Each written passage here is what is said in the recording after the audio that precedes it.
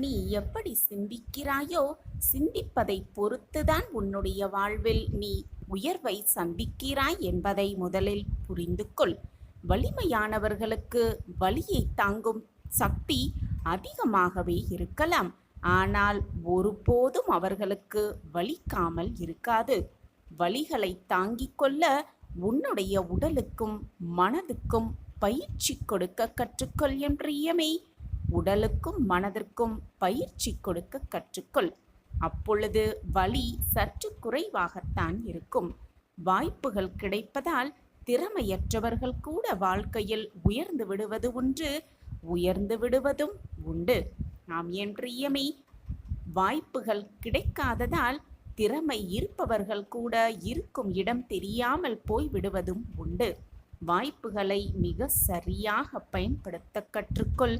வாழ்க்கையில் வென்று காட்டலாம் நிதர்சனமாக.